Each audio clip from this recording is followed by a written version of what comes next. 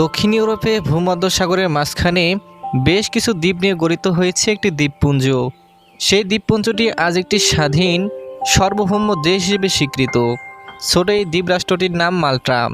ছোট ছোট অনেক দ্বীপ থাকলেও প্রধানত মাল্টা, গোজো ও কমিনো এই তিনটি দ্বীপ নিয়ে এই দ্বীপ রাষ্ট্রটি গঠন করেছে।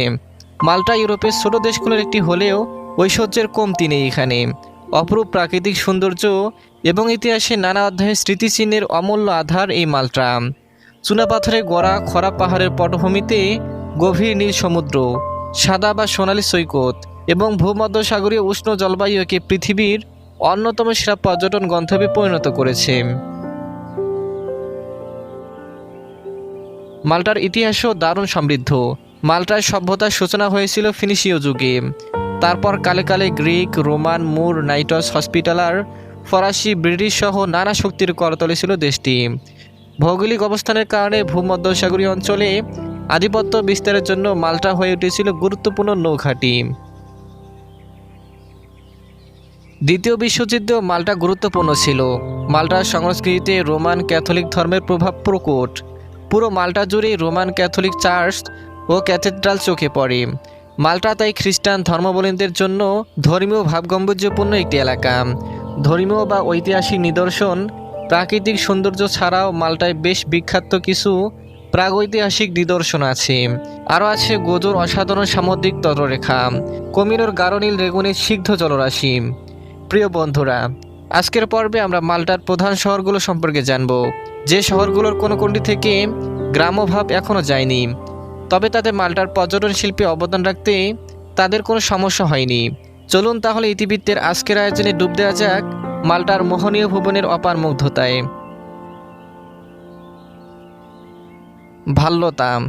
ভাল্লোতা মাল্টার রাজধানী শহর এবং প্রশাসনিক ও বাণিজ্যিক কেন্দ্র। ইউরোপের সবচেয়ে ছোট রাজধানী শহর এটি। 16 শতকে প্রতিষ্ঠিত এই শহরটির অবস্থান বেশ উঁচুতে, দুটি প্রাকৃতিক প্রত্যাশ্রয়ের মাঝখানে। 12 ঋতুতে তৈরি নানা স্থাপত্যের ঠাসা এই শহরটিকে ইউনেস্কো 1980 সালে ওয়ার্ল্ড হেরিটেজ সাইট হিসেবে মর্যাদা দেয়। ভাল্লোতায় অল্প জায়গার তুলনায় ঐতিহাসিক নিদর্শন আছে অনেক বেশি। ঐতিহাসিক গুরুত্ব বিবেচনায় রেখেই নিশ্চয়ই 2018 সালে ইউরোপের সাংস্কৃতিক রাজধানী নির্বাচিত হয় শহরটি। প্রাচীরের ঘেরা দুর্গ বিশিষ্ট এই শহরটি গড়ে তোলে নাইটস হসপিটালাররা। তাদের তৈরি মনোমুগ্ধকর অনেক ক্যাথেড্রালের দেখা মেলে শহরে। ভাল্লোতায় বেড়াতে যাওয়া মানে ইতিহাস বিস্তৃত বাতাসের শ্বাস নেওয়া। এর পরতে পরতে জড়িয়ে আছে ইতিহাস, প্রতিটি কোনায় কোনায় ছড়িয়ে আছে ঐতিহাসিক নিদর্শন। ভাল্লোতাকে জানার সবচেয়ে ভালো উপায় হচ্ছে পায়ে হেঁটে ঘুরে দেখা। শুরু করতে পারেন ভোলোটার অসাধারণ বাগানগুলো ভ্রমণের মধ্য দিয়ে।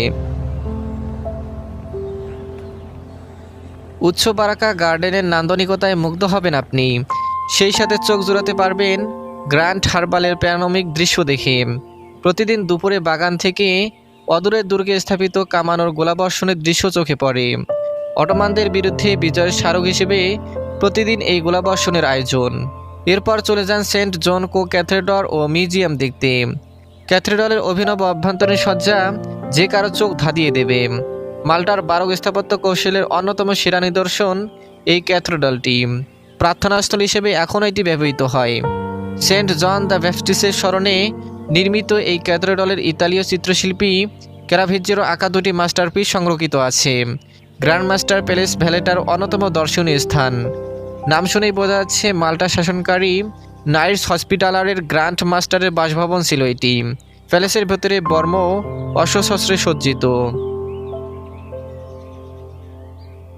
ভাল্লোতায় গেলে ইতালীয় স্থপতি রেঞ্জো পিয়ানোর ডিজাইন করা মাউন্ট শ্বাসরুদ্ধকর পার্লামেন্ট ভবনটি দেখতে ভুলবেন না। ভবনটিকে প্রথম দর্শনে মনে হয় যেন দুইটি বিশাল পাথর শূন্যে ঝুলে আছে। পাথরের গায়ে বিশেষভাবে কেটে তৈরি করা হয়েছে জানালা। এছাড়া ভাল্লোতা শহরের প্রবেশপথের একপাশে ট্রিটন ফাউন্টেনের ফোয়ারাও দেখার মতো। Medina oh Rabat. উঁচু পাহাড়ের উপর অবস্থিত ছোট্ট একটি শহর মদিনা। ইতিহাসে মোড়া এই শহরের শত শত বছরের পুরনো ভবনগুলো এখনও বহাল তবিয়তে টিকে আছে। মধ্যযুগীয় স্থাপনায় সমৃদ্ধ শহরের সরু পথে হেঁটে যাওয়ার সময় মনে হবে ইতিহাস গল্প করছে আপনার সাথে। মদিনার রাস্তাঘাটে গাড়ি ঘোড়ার চলাচল কম, সেজন্য একে নীরব শহর বলা হয়। শহরের সবচেয়ে বিখ্যাত দর্শনীয় স্থান সেন্ট পল ক্যাথেড্রাল। চিত্তাকর্ষক লাল গম্বুজের এই ক্যাথেড্রালটি মাল্টার প্রতীক হয়ে উঠেছে। ক্যাথেড্রালের মার্বেলের মেঝে নানা বিশপের নানা স্মৃতিচিহ্ন, পুরনো কামান সবকিছু আপনাকে অতীতে নিয়ে যাবে। পাশেই রয়েছে সেন্ট পল মিউজিয়াম। এটি ইউরোপের অন্যতম সেরা ধর্মীয় সংগ্রহশালা। এখানে রয়েছে বিখ্যাত চিত্রকলা, মুদ্রার সংগ্রহ, রোমান প্রত্নতাত্ত্বিক নিদর্শন প্রভৃতি। ন্যাশনাল হিস্ট্রি মিউজিয়ামে পাবেন নানা রকম পাথর, খনিজ, পাখির বাসা, মাছ, গাছ ইত্যাদির সংগ্রহ। শহরের প্রবেশপথ মদিনা গেটের পরেই আছে ডানজনে ঢোকার পথ। ডানজনের পেছানো সুড়ঙ্গগুলোতে ঘুরে ঘুরে পেতে পারেন রোমাঞ্চকর স্বাদ। মদিনা থেকে একটু দূরে অবস্থিত রাবার গ্রাম। রাবাতের হাওয়ার্ড গার্ডেন মাল্টার সবচেয়ে বড় পাবলিক পার্ক। শহরে কোলাহলে ক্লান্ত হয়ে গেলে প্রশান্তির খোঁজে আসতে পারেন রাবাতের এই চোখ জুড়ানো বাগানে। মাল্টা অসংখ্য রোমান সমাধিক্ষেত্রের কিছু রাবাতেও আছে। সেন্ট পল ও সেন্ট আগাথা ক্যাটাকম্ব তার মধ্যে অন্যতম। খ্রিস্ট ধর্ম বিকাশের শুরুর দিকে অনেক প্রত্নতাত্ত্বিক নিদর্শন ধারণ করে আছে মাটির নিচে এই সমাধিক্ষেত্রগুলো। স্লিয়েমা মাল্টার উত্তর পূর্বাংশে অবস্থিত উপকূলীয় শহর স্লিয়েমা। একসময়কার শান্ত জেলে পল্লী এখন হয়ে উঠেছে অভিজাত আবাসিক এলাকা ও বাণিজ্যিক কেন্দ্র। 19 শতকে ব্রিটিশদের হাত ধরে স্লিয়েমার উন্নয়ন কর্মকাণ্ডের সূচনা ঘটে। বিলাসবহুল ভিলা, টাউন হাউস, ভিক্টোরিয়ান রীতির ভবনে পরিপূর্ণ হয়ে ওঠে শহর। তারপর স্লিয়েমাবাসী এলাকাটির পর্যটন সম্ভাবনা অনুধাবন করে আধুনিক স্থাপনা গড়ে তুলে শহরের চেহারাই পাল্টে দেয়। স্লিয়েমা মাল্টার প্রথম রিসোর্ট টাউন, যা ছুটি কাটানোর জন্য আদর্শ। স্লিয়েমার সমুদ্র উপকূল ধরে চলে গেছে দ্য ফ্রন্ট নামের বেড়ানোর পথ। সাগরের তাজা বাতাস গায়ে মেখে ছুটিকে স্মরণীয় করতে হেঁটে বেড়াতে পারেন এখানে। স্লিয়েমাকে ভিন্ন দৃষ্টিকোণ থেকে দেখতে ফেরি ভ্রমণের সুযোগ আছে এখানে। আপনি গেম অফ থ্রোনস এর ভক্ত হয়ে থাকলে মার্সাসলেট হারবারের মাঝখানে অবস্থিত ম্যানুয়াল দ্বীপ থেকে ঘুরে আসতে পারেন। এটি মূল ভূখণ্ডের সাথে একটি ব্রিজ দিয়ে যুক্ত। নাইটস হসপিটালারদের গড়া ফোর্ট ম্যানুয়াল দুর্গ আছে দ্বীপটিতে। স্লিয়েমায় বিচ না থাকলেও আছে উপকূল পাথর কেটে বানানো বিশেষ পুল, যেখানে সমুদ্রের পানি আসে। এগুলোকে বলে রোমান বাঁধ। রোমান বাঁধে গোসল করা হতে পারে আপনার জীবনে একটি বিশেষ অভিজ্ঞতা। এছাড়া শহরের ক্যাথলিক চার্চগুলো ঘুরে দেখতে পারেন। সেন্ট জুলিয়ান মাল্টার উপকূলে ভেলেটা থেকে উত্তরে অবস্থিত এই শহরটি। এটি মূলত বিলাসবহুল হোটেল, রেস্তোরাঁ ও ক্লাবের জন্য বিখ্যাত। স্থানীয় লোকজন বা পর্যটক সবার কাছেই সমান আকর্ষণীয় শহরটি। 1800 সালের আগে সেন্ট জুলিয়ান ছিল একটি সাধারণ জেলে পল্লী। মুসলমানদের আক্রমণের ভয়ে এ এলাকায় তেমন জনবসতি গড়ে ওঠেনি। সেন্ট জুলিয়ান সবচেয়ে ভালোভাবে ঘুরে দেখতে হলে বেড়াতে হবে পায়ে হেঁটে।